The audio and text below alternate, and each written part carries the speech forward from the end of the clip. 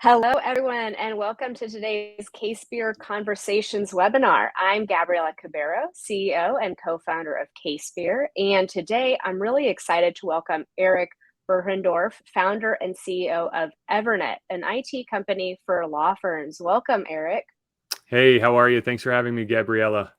Absolutely. So before we get started, welcome to all of you. Identify that chat box. I imagine some of you are here with pressing IT questions, so please feel free to anything cybersecurity, anything to add while we're having our conversation, throw that into the chat or the questions, and I'll make sure to pass those on to Eric as we go along.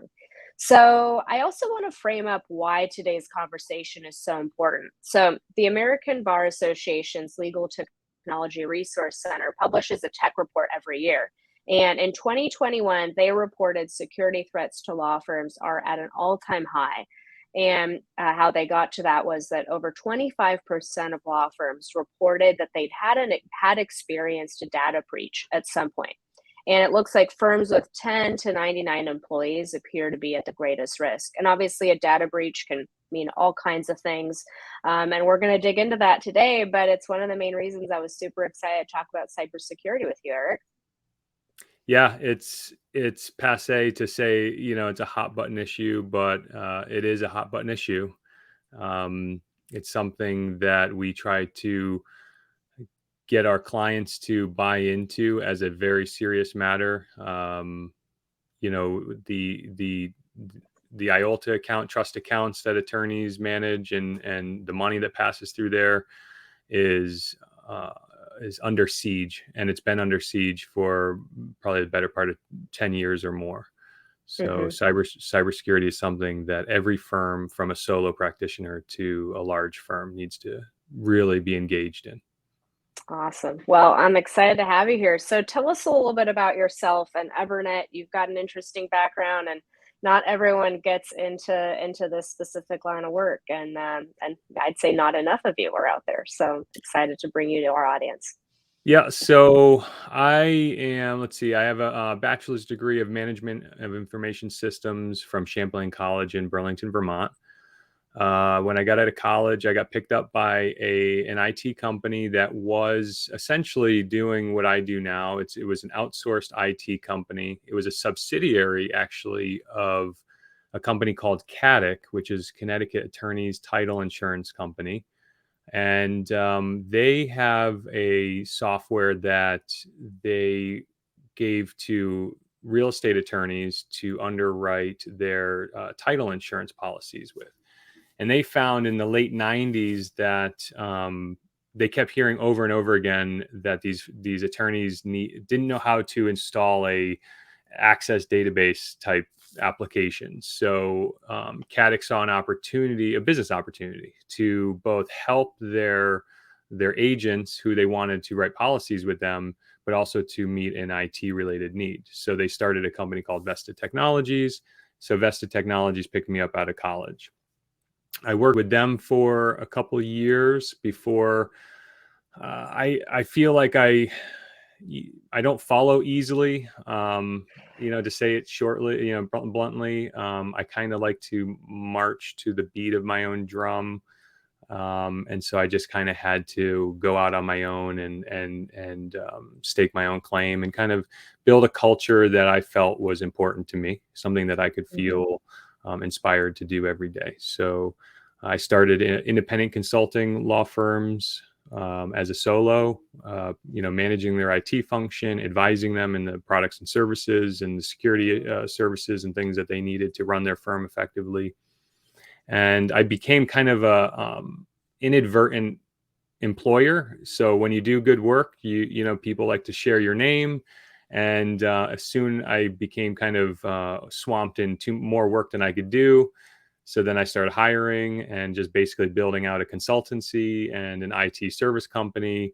And it's just been growing from there. We did some acquisitions in 2015 and really ballooned the company really big. And so I spent a few years after 2015 kind of wrestling the beast and kind of kind of dog fooding our own solutions, finding the efficiencies and the redundancies in our own business internally. So I left the service side of our business somewhere around 2015 and just went right to business administration and did that for a few years. And then I kind of succeeded in that effort. And then, we really didn't we were not a sales and marketing driven company. We grew so easily through word of mouth and organic growth and some M&A that we did, or acquisition that I did. And then I made a conscious decision a few years ago to kind of run a kind of better book of business. So, we don't take every new client that calls us and says they have a need or a problem. We really, I made the conscious decision to kind of put some checks and balances to make sure that from the onset of the relationship with a new client, we would be a good fit, mutual good fit. Because running a service business, and you're lucky, and it seems like you're lucky because you're kind of in the software kind of business, and I know there's unique challenges to that. There's a lot of service involved in that, especially at CASEpeer. Right, and there is Yeah. the support component for sure. Yeah. In 2007, I thought about building in 2007, I needed a product like CASEpeer to run my business. And there wasn't many options back then. I was running my business out of Outlook. Yeah. And I thought about even taking all excess capital and revenue that I had and building a product. I kind of wish I did, but I also know that would have maybe been a distraction too. Yeah. Well, it sounds like you've built up an extraordinary business, and obviously you've been doing this a long time. And I love you sharing kind of your entrepreneur journey, because a lot of our attorneys, especially as it start their own firms, they go through very similar things, and I see it all the time. Decision-making process and stuff like that. So it's always fun to share that. So coming back to this stat, so, obviously 25% of law firms, they've said they've experienced some sort of data breach. That can mean a lot of different things. What are some of the things that you've maybe seen, if you have a couple examples? I know you mentioned the IOLTA account, but what are some of the ways that law people might be, getting into law firms? Yeah. So, for years, it was just a virus infection. For many years, viruses were more of a fun distraction that hackers were doing. They would deploy a virus, and it would be more or less tying your shoelaces together under the bleachers. You know what I mean? So when you stand up, it's inconvenient. Then sometime around 2010, give or take a few years, whichever, the underworld, if you will, realized that they could kind of monetize their viral talents, and by building ransomware. So the early years of breaches were just annoying viruses. Then it was the monetization of ransomware. And so we were dealing with that for the last 10 or 12 years, give or take. And again, those vectors are usually email borne viruses.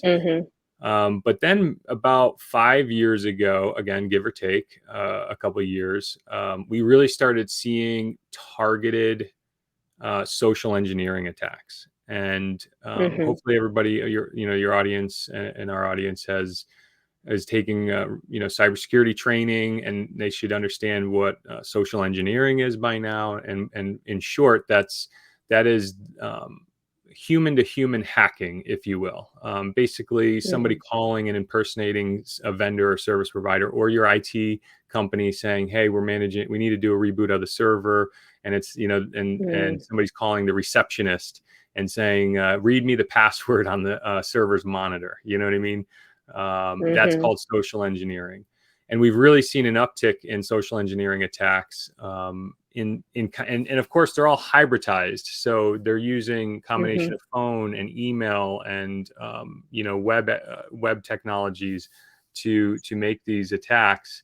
And we're seeing these social engineering attacks, and it's all about money. Like, how can they exploit the business? And the real estate attorneys and the trust accounts, I've had attorneys call me who were not clients and said, I got your number from, so and so.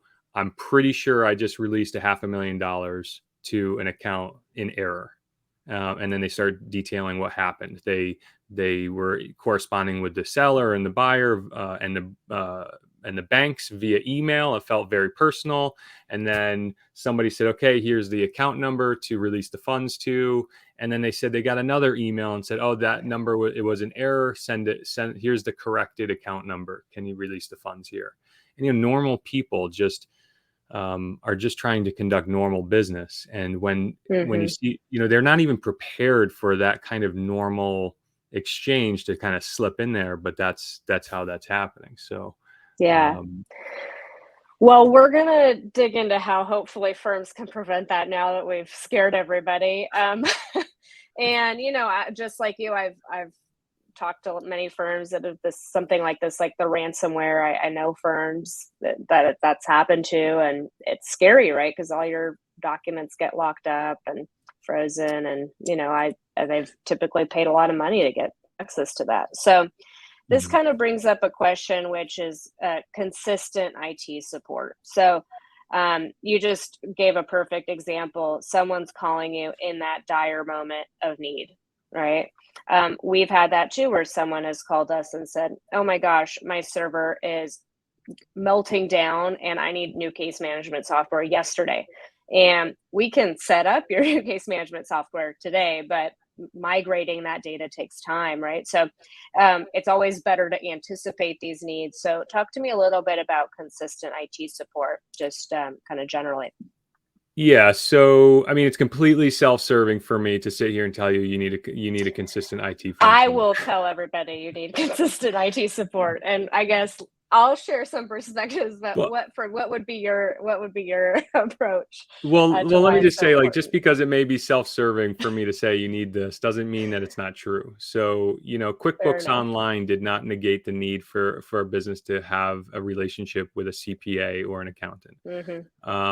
We do have a pretty big business in the healthcare industry, so we're always dealing with the HIPAA regulations and things like that. And what we're finding is every industry and association and the associated regulatory landscape, like HIPAA, for example, and the practice rules for attorneys, the expectation is your dentist isn't your dentist is not his IT guy. Your attorney should not be his firm's IT guy. It doesn't mean you may not know how to manage these systems, but you can make a business case that it's not smart money to manage your own IT. If you're an attorney, you should be billing $200, $300, $400, $500 an hour, being the best attorney you can be, and then bill us pay us $150 an hour, billed at the quarter hour to maintain a system or two. I mean, so there's a business case for it, but there's also an ethical case for it. So, again, to the attorney reference, like I could pro se a case in court, but am I doing the best service for myself in doing that? No, every attorney would say, no, hire an attorney. So a small practice, a large practice, there may be somebody in the firm that can manage, this or that, or keep things going, but ethically it's kind of irresponsible. Because more than likely you're not a trained cybersecurity professional. More than likely you're not staying abreast of all the security implications to keep client attorney privilege and data safe and secure. Implementing appropriate security checkpoint measures like multi-factor authentication, single sign-on, that sort of thing. So it's really just it's both the business case and the ethical case of are you acting appropriately, and are you really managing your business appropriately? Yeah, I love those perspectives actually, because I always think of it kind of the benefits that a firm gets from all those things, but both the business case and the ethical case are just absolutely on point. So I love that. What are some of the most common mistakes you see law firms make? And maybe I'll say, other than like keeping your passwords sticky noted to your PC, which I still see to this day. Every time I see it, I'm like, make sure that Yeah. person takes that off. So I'll talk to the password thing in a sec, but the first mistake is not maintaining a regular relationship or a robust relationship or an active relationship with a trusted IT partner or resource. That's the biggest mistake, number one, for the reasons that we pointed to. Passwords are kind of funny, I remember Windows 98, you could hit cancel at the login screen and everybody can go right to the desktop, so computers were not built with private security in mind. And then Windows 2000 and the NT infrastructure kind of were built around the security principles. And then so from 2000 or so, give or take, we were harping on everybody, complex passwords, long passwords, unique passwords, that sort of thing.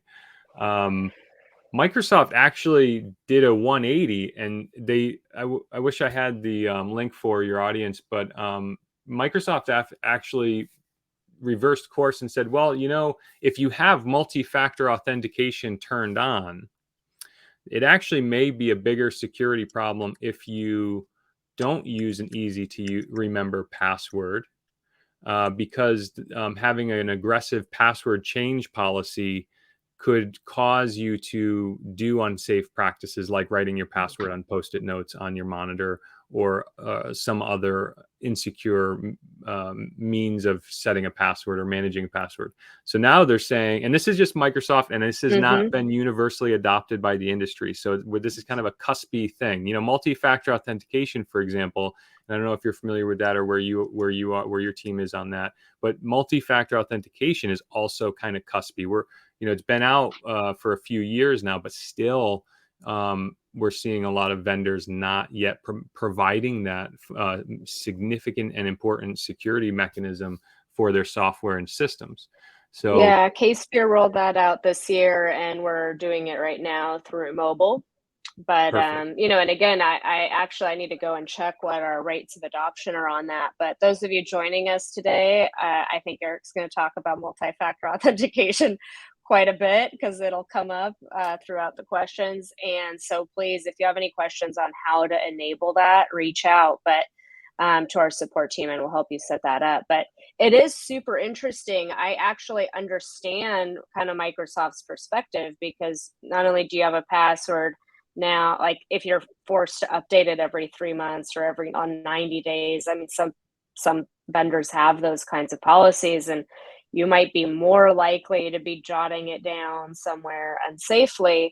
Whereas that two-factor element, now it's sending either a secure code to an app or a code to your phone, which, technically that is a good additional layer of security. Yep, for sure. So, multi-factor authentication, bar none, is the single most important thing everybody can do to secure any account that they want to secure, including things as innocuous as your Facebook account. A distant cousin of mine recently sent me a friend request on Facebook a couple weeks ago, and he's my dad's age. Okay, so take that for what that means. But he's not a techno native. Okay. I accept the connection. I think it was a hey, how you doing? And then, business as usual. I think a week ago, he sends me another friend request from a new account. At the same time, his old account starts chatting me up and wants to talk about some government program benefit that is available or something. And I don't know if you've ever seen that or not, but the story there is the non-technical person did not secure his Facebook account with multi-factor authentication, and then fell victim to some hack that is more or less a social engineering, like click this link. Someone click this to give us, reset your password or something Exactly. like that. Exactly. So, so multi-factor authentication, hands down, the single most important security feature available today. And again, as you point out, not, I'm so thrilled that I didn't throw you under the bus, and I'm not in conflict with you on this issue and that CASEpeer. No. But the point is if you're saying in 2022 you guys just rolled it out, Yeah, no, it's that's true. Yeah. It's not to say it's been around late, for a but while. yeah, I mean, it's been around for a while, and it's really it's really interesting technology because I'm not sure it's well standardized. So it's the unfortunate thing is every vendor, every website, every service or app that you use actually implements multi-factor authentication just ever so uniquely. So Mm-hmm.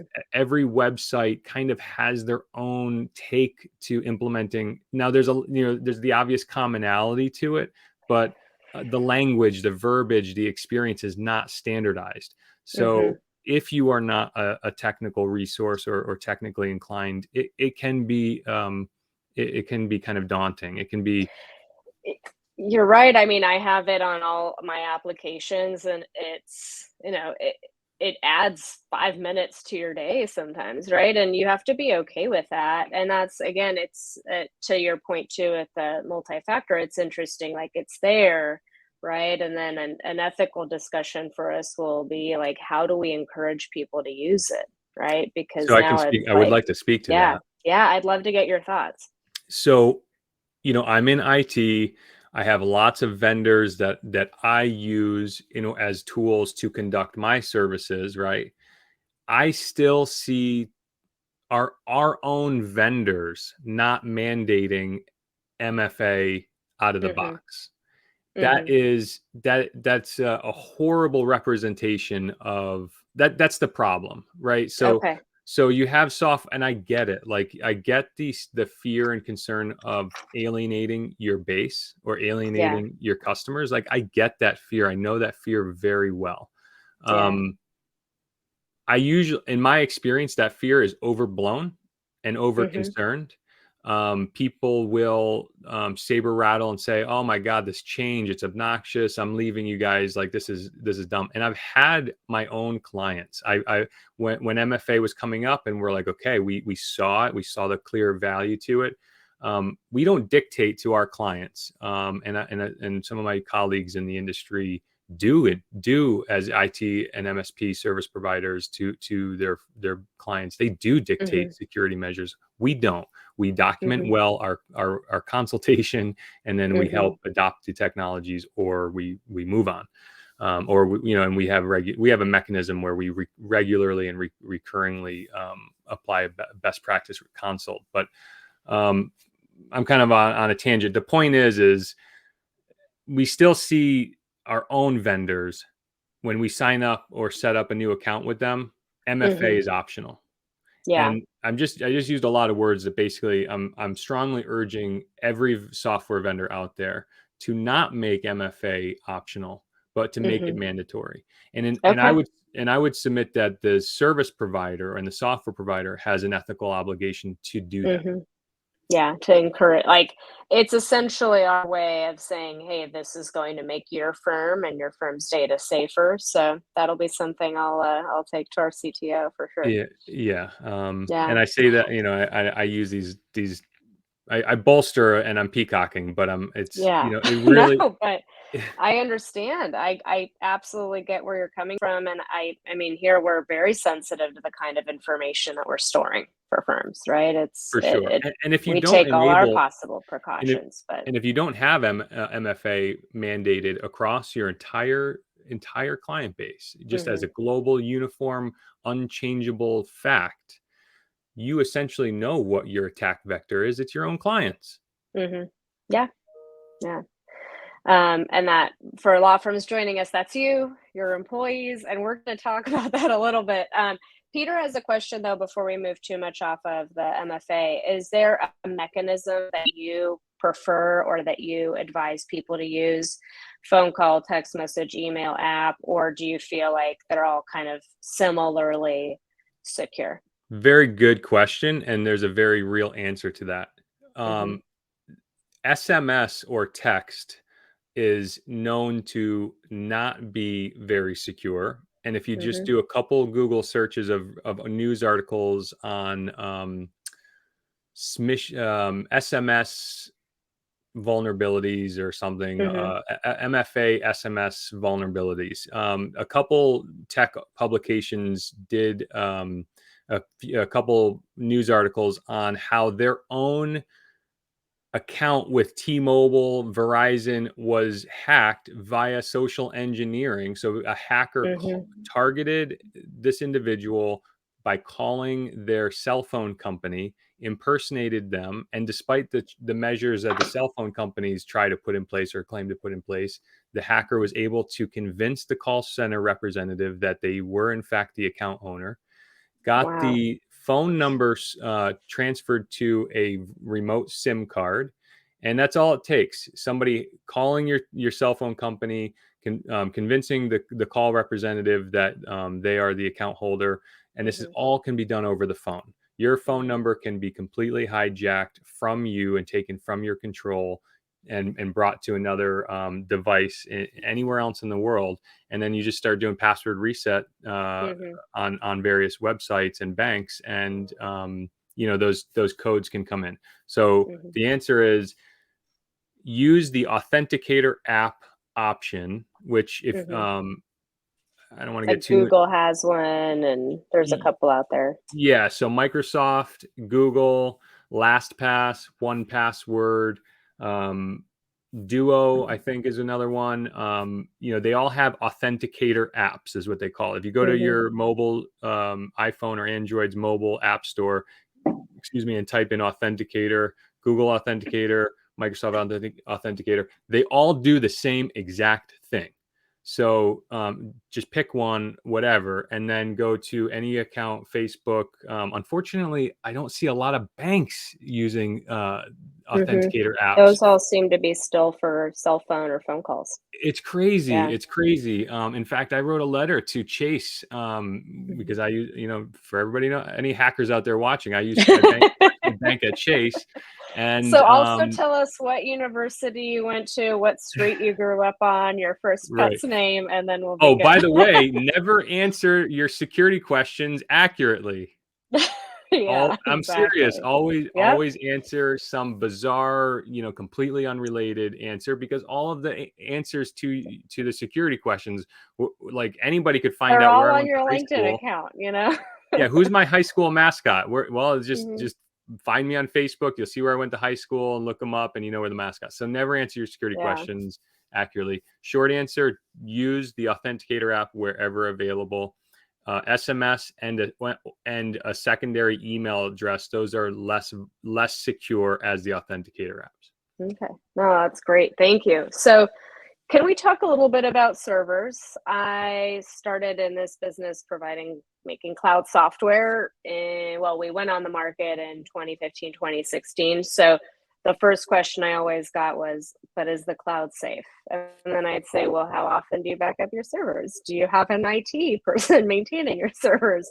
Do you have an open Wi-Fi network? I mean, there used to be this presumption that an in-house server was safer. I'm sure you encounter this all the time in your line of work over the years. Now, I think that sense has shifted where people do feel safe in the cloud, maybe too safe in the cloud, but it depends obviously on the vendor. I think they feel unsafe everywhere. So yeah, talk to me about servers. Obviously, I think my next question might be like, do people still need them? Why do they need them? But so what this are your thoughts? this is a really funny position for me to be in. I regularly advise people to put me out of business. I've made very good living building a business in supporting data centers and building networks, and they call it on-prem now. So that means servers in your office, in a closet, or a room somewhere, sometimes under the coffee maker in the conference room. I made a lot of money implementing and managing those systems, and we still have a lot of clients with those systems because sometimes change is hard, and because some applications haven't made the leap to, and I'll say web, not cloud, because the cloud and the web are distinctly different. So yeah, I regularly tell definitely startup firms and young firms and small firms, like, man, you can run your entire business in a web browser now, and software as a service, or SaaS, SaaS is the buzzword around that. It's applications as you need them in the web. I'm trying not to go on this rant, but I gotta say it. Like, so many, it's unfortunate. Like, it's so unfortunate that so many software vendors out there are holding on to this legacy. And I don't even know where CASEpeer is on this. So if I'm torching you, I mean it with love and I care, and I just hope that you take the feedback valuable. So the benefit of software as a service is, a business should be able to add units as they grow, as they grow their business. And if they've lost a big client and they need to let some people go, they should be able to scale their tools down. And we're 100% like that. So you just add users when you need them, deactivate users when you need them. If you close your firm down tomorrow because you got another job, you can cancel. So I remember when we spoke the first time, this was something that came up, and it's my biggest frustration with my software vendors, because I have issues where they're like, oh, you bought this package of 25 seats. I'm like, well, now I have 5 people working on this other software. I don't need those extra 5 seats, and getting those taken off my account, it's like 8 phone calls and, a blood oath or something like that. and you know what? Impossible. And the reality is a major software vendor or whatever is not going to sue a client for just stopping to pay. But Yeah. those vendors out there, and you know who you are if you're watching, it's just it effectively doesn't change anything, but your position to your customers, it's anti-customer, Yeah, So I mean, look absolutely. at Microsoft. You buy Microsoft 365, you add the units you need, you get billed when they're effective, and then you need to drop them, you drop them. Like, that's the benefit to software as a service. And the secret too is it doesn't cost us anything to do it the client friendly way. I mean, obviously, like, locking people in is nice for margins and numbers, but like, it's not like your extra cloud seat is costing us, you well, can if turn those on and off easily. a lot of times the vendors, and not to make this about them, but those vendors usually have a deep account management team. So that's bodies that need to call and interface with customers of their software to lock them into contracts or to cross sell them to new products. It's just unnecessary. It's like, articulate what your value is on your website, have supporting marketing assets like what you and I are producing now, have a robust pre-sales team, have a robust support network and online community that isn't locked to non-customers. So let people see what's going on around your product. And in my experience, the vendors who do that are just the best to grow a business around. And I run my entire business in a web browser. I run no more local applications. So you don't have an on-prem server for your No, business? I no. love it. No, Okay. I am overly enthusiastic about it. And let me just make the point that my role to our clients who let us guide them to this future, our role in their business changes. You still have you can have a half a dozen vendors providing you software as a service. And you can take, there's HR platforms where you can, you manage your hiring and your firing and all of your HR related information. Well, I can make that data pass into, I can make that data pass into your Microsoft 365 environment, and then I can make that data pass into your business applications. So when you make a change to somebody's job title, it floats across the organization. It's basically smarter work, not harder work, Yeah, I love that. Yeah. So our role in in the companies that have less on-prem and classic IT needs just changes to managing the systems that they do need. Because again, after all, your lawyer should not be managing these systems. Your dentist should not be managing these systems. They should be delegating it to people, again, for the business case and the ethical case. Yeah, I love that. So we already touched on passwords a little bit. Now actually I asked why we shouldn't reuse the same easy to remember password. Maybe not the same one, but maybe an easy to remember one. That might be okay. As long as you're using two-factor. Anything else sort of that we should keep in mind on passwords generally? Yeah, you should never reuse a password. That's Okay. for sure. And kind of as a blanket statement, you should never generate a password out of your head.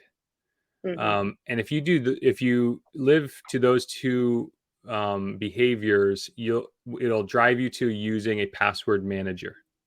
So And that's like 1Password, one LastPass, password, things like that. LastPass is the one that we recommend right now. Even Apple and I don't know what Android's got going on, but most web browsers have a built-in password manager. And I know like Apple, you can download a plugin for Chrome, and so your password, they call it the keychain in the Yeah. Apple environment. You can actually bring that into your browser and things. So password manager is really the blanket recommendation. The browser ones that come with your native browser and Apple are not really suited for a corporate environment. So like LastPass, for example, if you're even running a team of 3 people, you have a small firm of 3 people, presumably you have a bookkeeper, right? Or some administrator that's getting into your bank or getting into, your books and things like that. Maybe you have a marketing resource or whatever. LastPass or corporate or team, they have a team version, which feels a little less corporate or enterprisey, but effectively is the same thing. It allows you to share credentials across your organization. And you can share credentials without revealing what the passwords are. So if you use a team-based password manager like LastPass, for example, you give them all of your users' user accounts, and the plugin follows their browser. And so when they go to your bank's website, the password manager can enter in your credentials for the bank without that person seeing your credentials. So therefore, they can't go to their home computer and know your credentials and log into your bank. We've used that before with vendors that are outside, and it's really nice. So Yeah, essentially, there's like a link essentially that'll populate that password on the app instead of them having access to it. And then if you stop using that person or you are firing that person, they don't have anything sensitive, and you just shut them out. exactly. And Makes then it really there's other easy. benefits too, like password cleanliness and monitoring. So LastPass monitors the dark web for stolen passwords, downloads the gigabytes and gigabytes and gigabytes weekly of stolen passwords from the dark web. And then they cross-reference that securely against every password in your database. And then we'll report to you if your password has been captured and being traded on the dark web. So then it tells you like, hey, this password is vulnerable. Go change it. And if you do use Keychain, I know I have it personally. If that's okay, but I see it on my Eric's face. Love that. It's fine. It's Well, fine. for my personal stuff, but then I go in there and you can also see it'll flag like, hey, here's a password that's been leaked or something like that. So Yeah, there are those built-in things, which if you don't go in there ever on your phone, if you do, or if you're an iPhone user, it's nice to see in there because it immediately prompts you to go in there and update passwords that might be vulnerable. Yep, exactly. Yeah, very cool. Yeah, I'm So having fun. Are you having fun so far? I'm having a great time. This is such good information. It's gold. I'm gonna go back and restructure everything like, Do we have when any we're done. questions out there from the viewers? Yeah, We have a pretty please. good. We do. Everyone, please chime in with any questions. We're gonna dive in now to something that I think is really important, which is how do we educate employees at firms, and kind of what your thoughts are on that. So I'm gonna jump a little bit ahead because I feel like we've talked about some of this stuff. So why is it super important for law firms to talk to their staff about cybersecurity? Because you can take all these precautions, but there's an education component to it, right? If I can, employee training is something that is kind of near and dear to my heart. And it's something that I really love. It's a power. It's a power move that business managers can really leverage employee training if they do it right. Let me just say that there's 2 pieces to employee training. There really is bespoke cybersecurity, recurring cybersecurity training. And we have a product that we sell. It's a platform, and to provide cybersecurity training. But there are learning management tools that HR can implement to codify departmental processes, implement uniform sexual harassment and related Department of Labor trainings. So there are learning management systems. We use a tool internally called Talent LMS, which I recommend everybody check out. We also use Bamboo HR as a HR platform, by the way. I recommend everybody check that out. So learning management systems and employee training are a really powerful way to kind of take all of the proprietary processes in individuals' heads and getting them into learning information systems like Talent and whatnot. So you can do knowledge transfers without having to do chronic one-to-one training or OJT on the job training with new hires and sort of thing. So that's a business power move I recommend everybody do.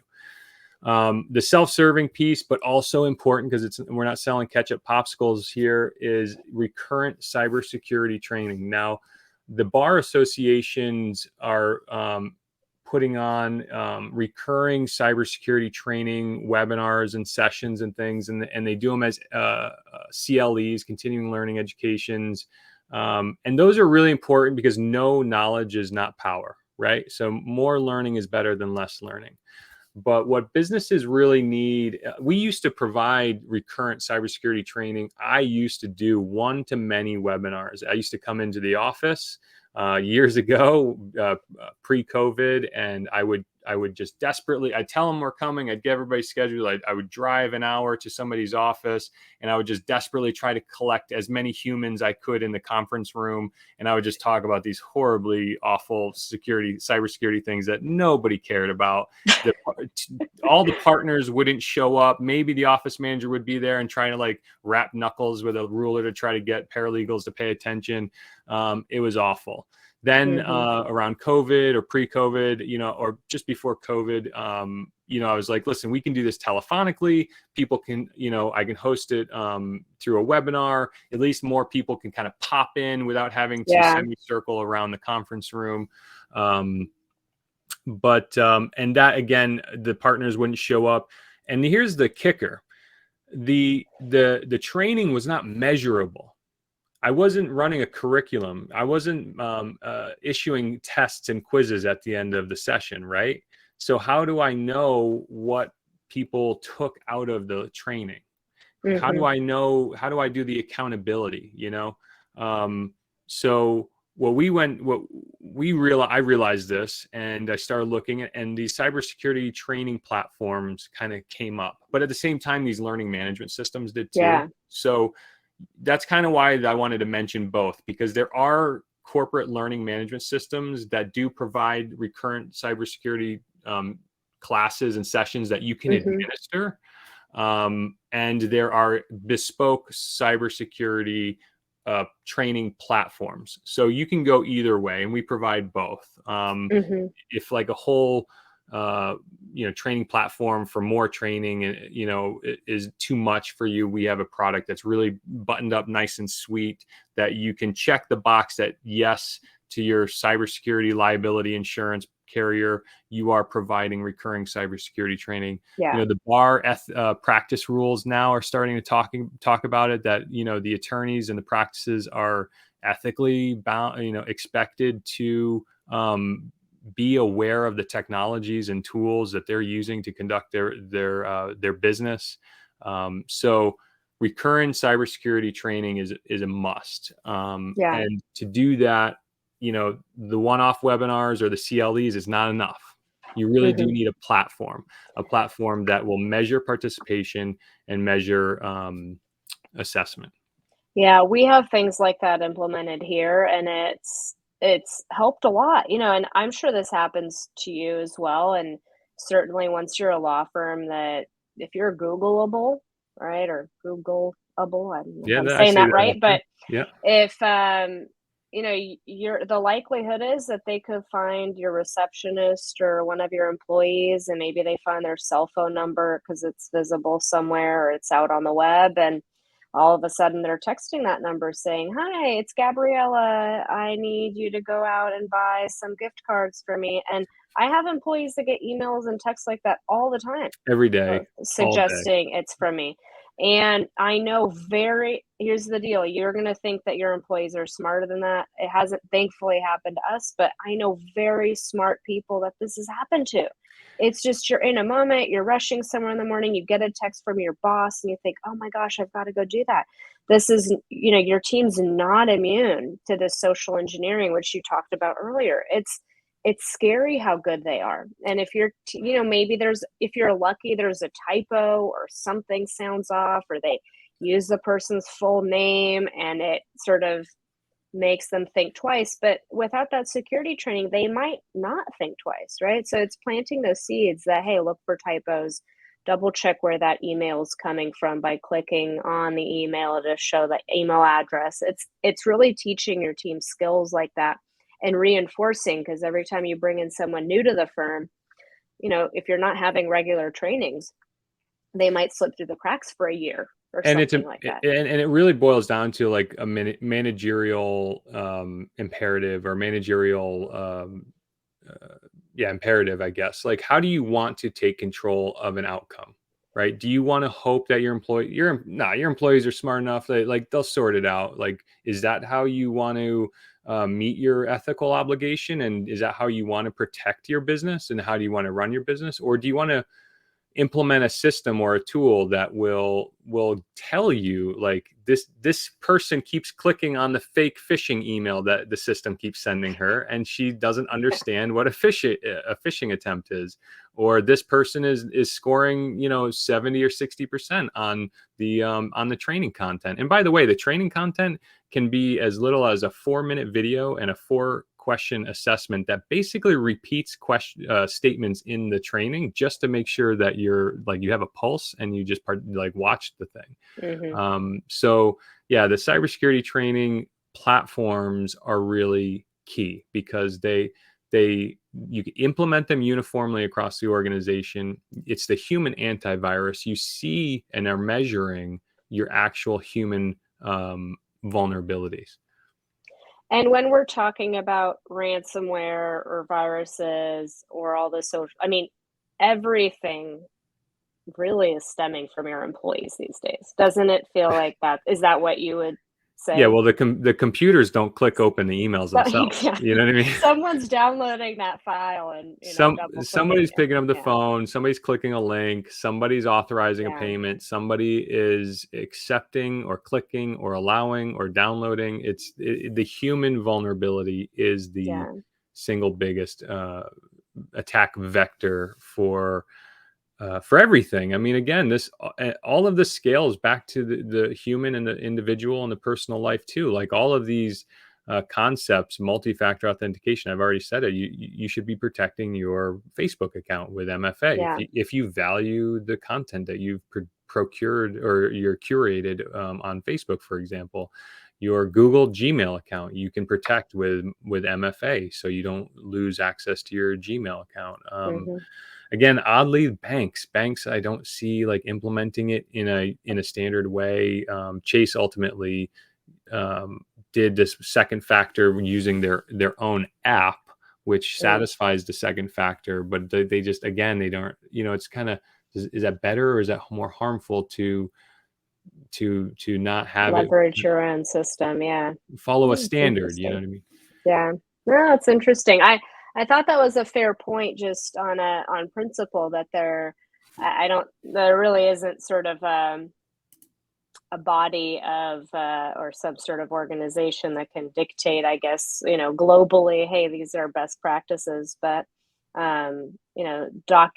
more documentation around those kinds of things in terms of best practices across the board would be nice. It definitely would. Yeah. Yeah.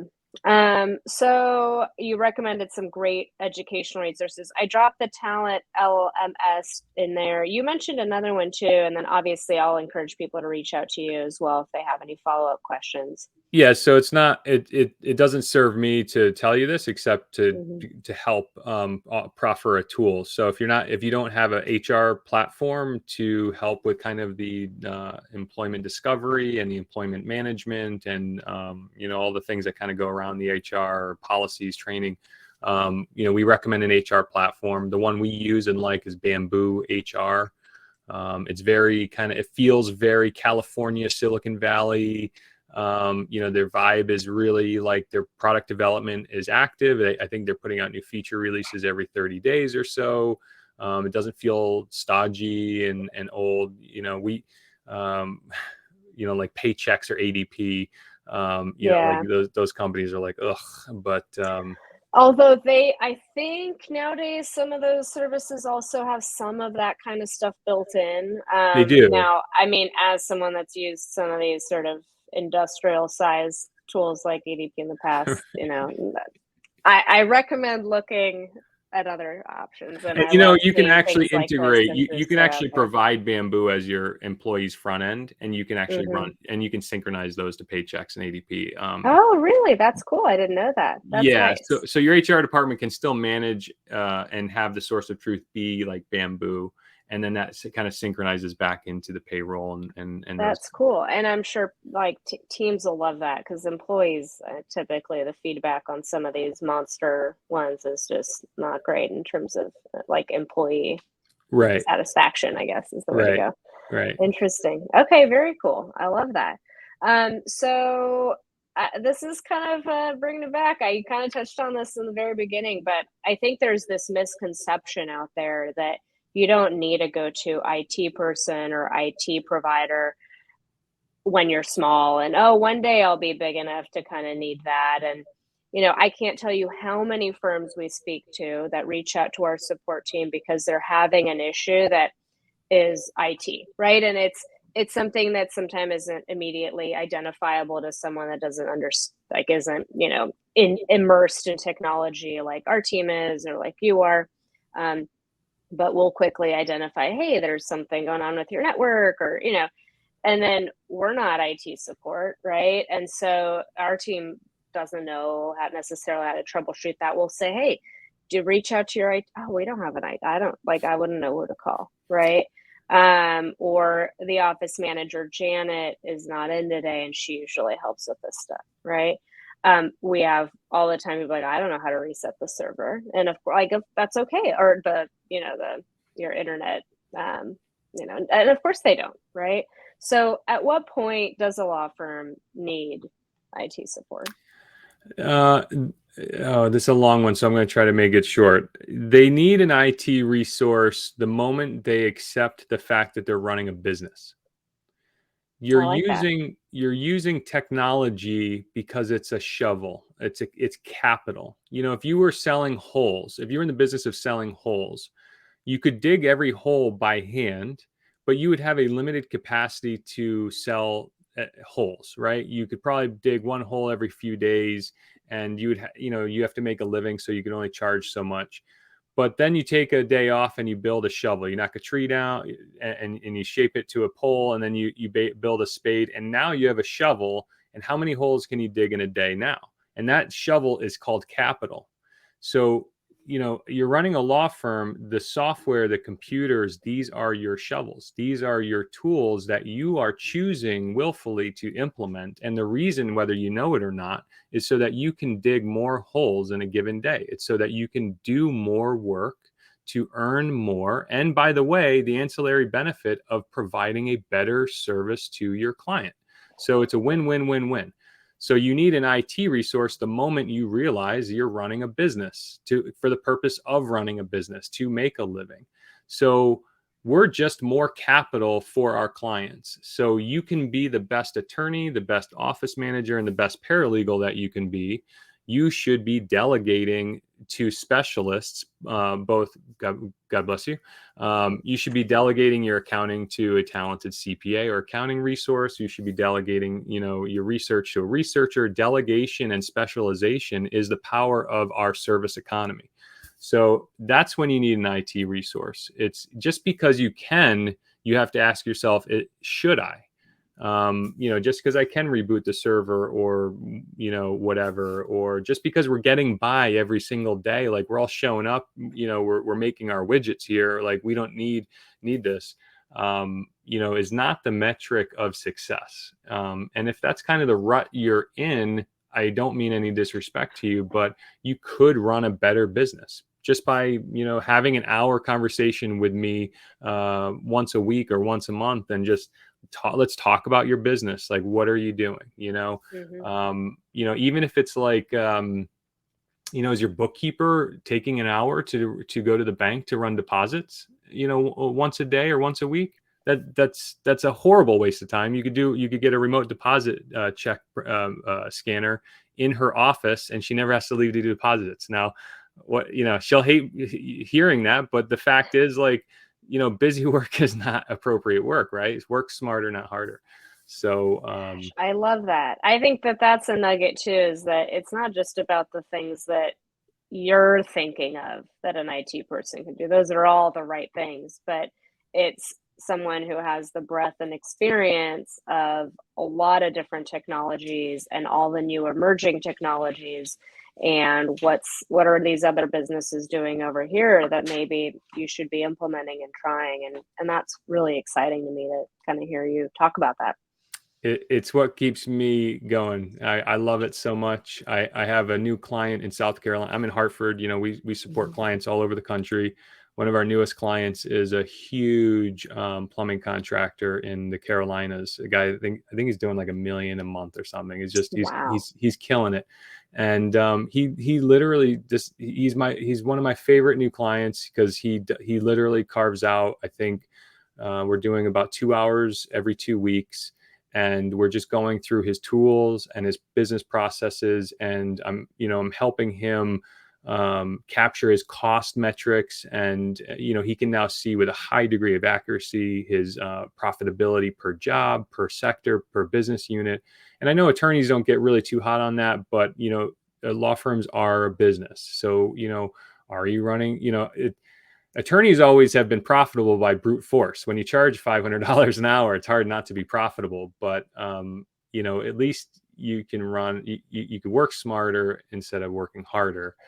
For what Yeah, that's I worth. mean, when at CASEpeer, we're mostly serving contingency fee attorneys who actually, I've always said the reason I love making technology for contingency fee attorneys is that they are very interested in efficiency more often than not, because they're not being paid by the hour. So they're looking to get those margins as low as they can. How can I service my clients better with less busy work, with more automation, with better technology? So but it's a really good point, and I love hearing kind of the different things that you provide. One of the things I wanted to make sure I gave you a chance to talk about, and we're coming up on the hour, everyone. So if you have questions, please drop those in, and we'll definitely be sharing Eric's contact information with you as well. But um, I wanted you to talk to us a little bit about your different services, because one of my frustrations too is, hey, we'd love to have an IT company or companies that we refer clients to. And I shared this with you in the past. It's like, oh, but I don't need to buy a block of hours. Like, I just need help here or there. Like, everybody's different. Every law firm's needs are different. Everyone has a different appetite for commitment. Tell me about, like, if someone does want to reach out to you, what are some of the things that you guys provide? Yeah, so we are EVERNET Consulting LLC. So we are consulting first. We are an MSP, and I do have a lot of MSP clients, and that basically means some dollar amount per month per user for the firm that we charge you for support, security services, and that sort of thing. And that, to a lot of firms, that just is not palatable. It's not tenable. We are consultants, so you can pay us by the hour, billed at the quarter hour, to just save your bacon per diem, or just answer a question, or help you pick a software, or help you liaise. A lot of times, CasePeer, for example, you guys have a very robust and wonderful support network, but you're not, you don't necessarily have the capacity to be more engaged in a personal level, maybe, so firms always ask us to call support on their behalf, even though they could Hmm. call themselves, so We certainly have, like, firms that have either in-house or strong relationships with IT providers, and a lot of times those are our point of contacts, and they'll disseminate information of the firm. So that certainly happens. yeah. So in short, we have hourly engagement models where you can pay us by the hour.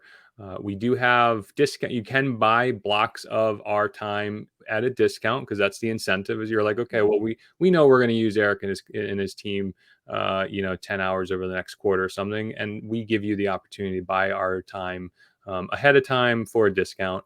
And then yes, we do have the managed services model where you want us to worry about everything. You want us to proactively manage and consult and support and protect your business. We have the class, or I don't want to say classic, but I would say that is the way, like that is a great way to go because it just means that you're not worried about reaching out. You can call anytime. Like it sort of is that, again, if you're a certain size and you don't have in-house IT or you don't have someone that's like doing this for you, you're going to want to go in that MSP format because that's what's going to give you the most bang for your buck. yeah, I mean, it's the car insurance. You know what I mean? It's it's like the fee that we all kind of acknowledge and accept. This is the cost of doing business. This is the cost of keeping my people productive, keeping my systems as safe and secure as possible. It is definitely the proactive way to manage the IT function of a business. Yeah. But there is still a lot of people who are not ready to accept that paradigm in their business, and we don't judge. We just, that's fine. We have a lot of colleagues. I have a lot of peers, and I participate heavily in my own industry, and I try to build positive relationships with my competitors and peers. And a lot of them won't even take per diem or consulting work or project work or hourly work. They are all in on the MSP model. And quite frankly, I have a business model where I think we can pick up the slack in that regard. And be a resource for. I know a lot of clients that are starting their business where they just can't commit to something that's monthly. Right. And for them to still be able to say, hey, I have a half hour thing I need to reach out to you and talk to you through. And the fact that you're providing that because it's not really out there is a huge. It's dwindling. I mean, the people, Yeah. the people still doing kind of hourly work might be relegated to the PC repair guy in your local strip mall, and there's a lot of value to those people, but we're not that person. We're highly talented business consultants and IT experts, but we're still making ourselves available in a way that's affordable and accessible. Yeah. The other thing I'll just finish with is our pricing is right on our website. Many IT companies don't do that, so you can see exactly what we charge and how we charge for it. And then the other thing too is you can actually onboard yourself as a customer right now, right from our homepage, evernetco.com, evernetco.com. And that's also our secret sauce. So the contracting and the agreement, it's there's no term, there's no lock-in. So it's all transparent. I built the business on kind of transparency and trust. And like I said, we're not selling ketchup popsicles. So we're just here to help people who want to be helped, I guess. I love that. No, it's it's so funny, Eric. A lot of times I'll have guests on, attorneys that come and talk to us about how they grew their business, and I feel like a lot of the themes of these conversations are practicing the business of law and, really sharing knowledge like that. And I didn't know we'd be getting so many business tips from you. This has been really fun. It really fits into the narrative of a lot of these conversations, which I really appreciate because it says a lot about you and the business that you've built. And, definitely, it's always fun. And I hope everyone got a lot out of it. We have one question. I don't know if you have an answer to that. Are there any free cybersecurity training platforms or resources out there? Like if someone just kind of wants to dip their toe in and take a look, anything you can recommend or just Google?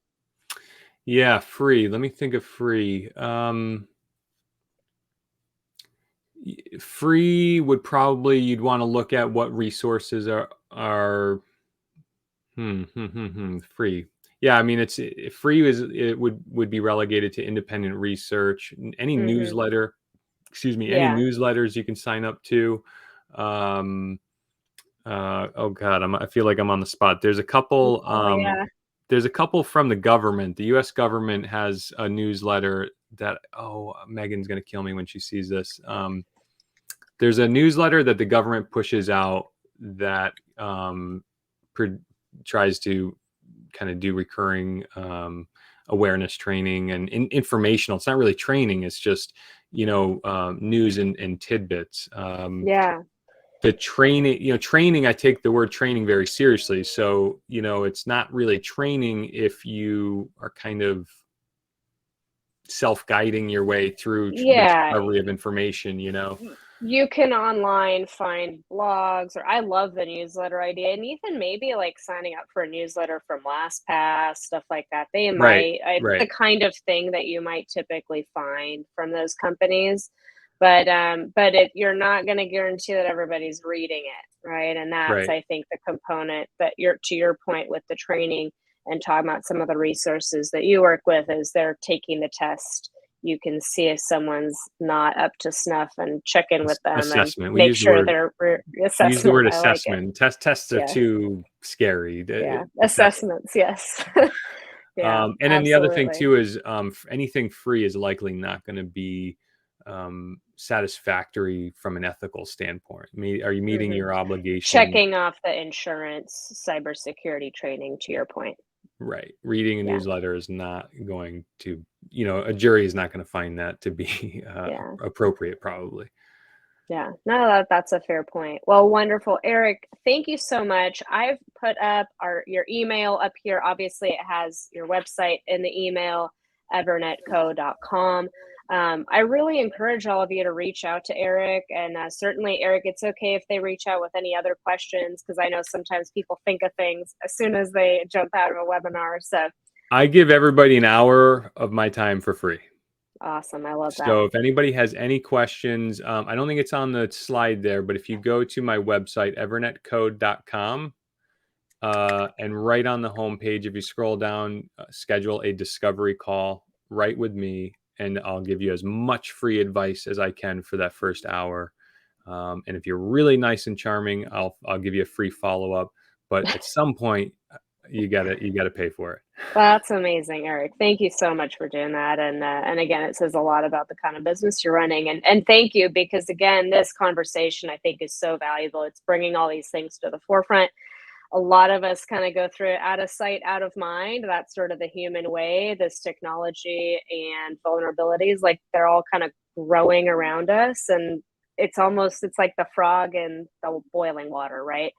We just take the day to day, and we forget that it's important to set time aside to really button things up and make sure, especially on behalf of clients or customers or whatever your case may be, that we're doing our due diligence. So thank you for having me. And let me just say, I deal with a lot of vendors and I see a lot of products. And those of your CASEpeer clients, I think they're lucky to have you guys. oh, thank you. I think your billing practice says everything, and I think the product and focus you guys have is world-class. So for whatever that's thank you so much. Thank you. I mean, it's nice of you to say.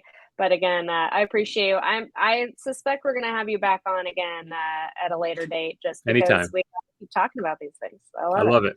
All right. Thanks, everyone, for joining us, and wishing you all a wonderful day. Take care. Bye.